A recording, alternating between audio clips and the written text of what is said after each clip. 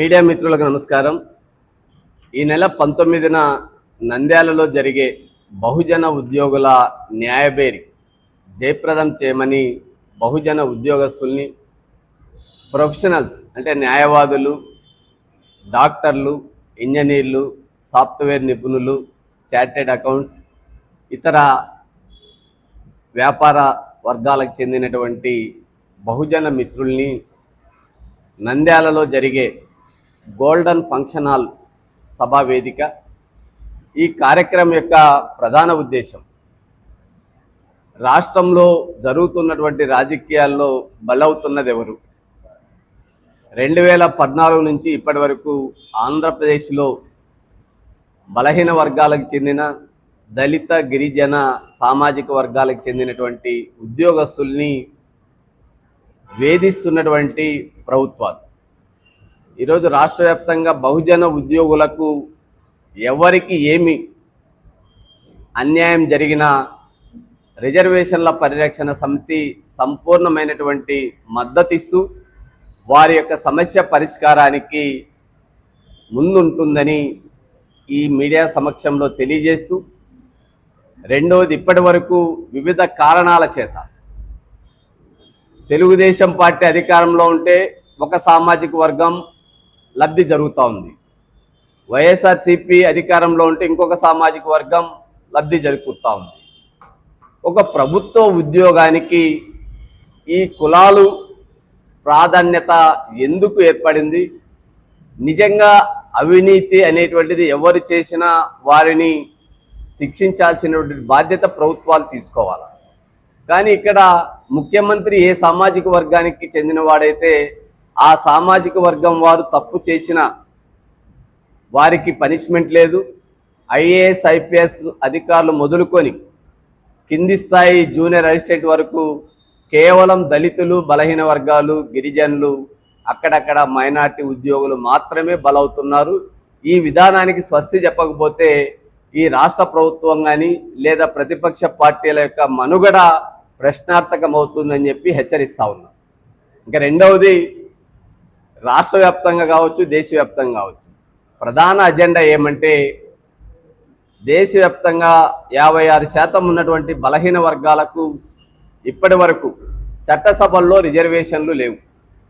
ఆ చట్టసభల్లో రిజర్వేషన్ల కోసం విద్యా ఉద్యోగాల్లోనూ, ప్రైవేట్ కార్పొరేట్ సెక్టార్లోనూ, న్యాయ వ్యవస్థలోనూ 44% రిజర్వేషన్లు బలహీన వర్గాలకు కేటాయించే విధంగా పార్లమెంట్లో బిల్లు ప్రవేశపెట్టే వరకు ఈ ఉద్యమానికి అన్ని వర్గాలు, ఇప్పటికే ఎస్సీ ఎస్టీలకు చట్టసభల్లో రిజర్వేషన్లు అమలవుతున్నటువంటి సందర్భంగా ఆ సామాజిక వర్గానికి చెందినటువంటి ప్రజలు, ప్రజాప్రతినిధులు, మేధావులు, అదేవిధంగా రేపు జరిగేటువంటి బహుజన ఉద్యోగులు కూడా ఈ న్యాయమైనటువంటి డిమాండ్కి మద్దతుగా నిలబడాలనేటువంటి ఉద్దేశంతో ఈ సభలో ఈ తీర్మానాన్ని కూడా ముందుకు తీసుకెళ్తా ఉన్నాం.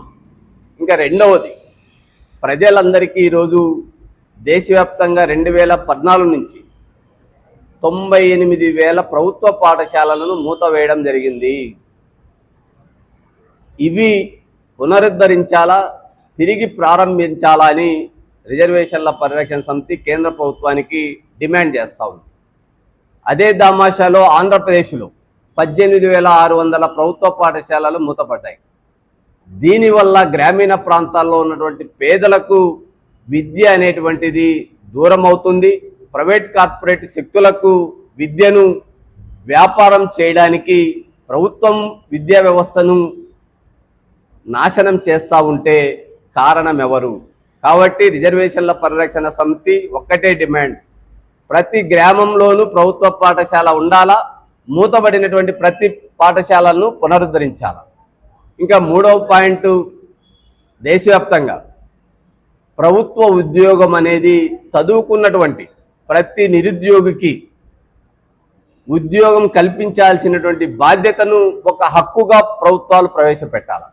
భారత రాజ్యాంగం ఏ విధంగా ప్రాథమిక హక్కుల్లో భాగంగా అనేక హక్కులు చేర్చిందో, ఈరోజు చదువుకున్నటువంటి వారికి ప్రతి అర్హతతో పాటు ఉద్యోగం కల్పించే బాధ్యత ప్రభుత్వాన్ని, అది ఒక చట్టంగా తీసుకురావాలనేటువంటి డిమాండ్. రెండవది, దేశవ్యాప్తంగా రాష్ట్ర వ్యాప్తంగా ఖాళీగా ఉన్న ప్రభుత్వ ఉద్యోగాలను భర్తీ చేయాలనేటువంటిది ప్రధాన అజెండా. ఇప్పటి వరకు అనంతపూర్ జిల్లాలోనే మనం చూస్తే నిన్న కూడా ఒక బీటెక్ అయిపోయి ఉద్యోగాలు లేక ఆత్మహత్య చేసుకున్నటువంటి సంఘటన ఈరోజు పత్రికల్లో చూసాం. 15 రోజుల క్రితం ఎంటెక్ అయిపోయినటువంటి ఒక అబ్బాయి ఆత్మహత్య చేసుకున్నటువంటి సంఘటన చూసాం. ఒకవైపు 22 లక్షల ఉద్యోగాలు అంటున్నారు, 33 లక్షల కోట్ల ప్యాకేజీ ఆంధ్ర పారిశ్రామిక ప్రగతి అంటున్నారు. ఈ విధంగా బీటెక్ ఎంటెక్ చదివినటువంటి బీఎడ్ అయిపోయిన, ఎంఎస్సి బీఎడ్ అయిపోయిన, ఎంఏ బీఎడ్ అయిపోయిన వారు ఆత్మహత్యలు చేసుకుంటా ఉంటే ఈ పాలకులకు అవి కనిపించడం లేదా అని చెప్పి, దేశంలో రైతుల ఆత్మహత్యలు మొదటి స్థానంలో ఉంటే రెండవ స్థానంలో విద్యార్థుల ఆత్మహత్యలు, ఉద్యోగాలు లేక నిరుద్యోగ ఆత్మహత్యలు చోటు చేసుకోవడం అనేటువంటిది చాలా బాధాకరమైన విషయం. ఏ నిరుద్యోగి ఉద్యోగం రాలేదని ఆత్మహత్యల వైపు వెళ్ళొద్దని అని చెప్పి వారికి అండగా నిలబడడానికి చనిపోయినటువంటి కుటుంబాలకు 50 లక్షల రూపాయలు ఎవరైతే నిరుద్యోగులు ఆత్మహత్యలు చేసుకున్నారో ఆ కుటుంబానికి ఆ ప్రభుత్వాలు చెల్లించేటువంటి బాధ్యతను తీసుకోవాలని చెప్పి రిజర్వేషన్ల పరిరక్షణ సమితి డిమాండ్ చేస్తూ ఉంది.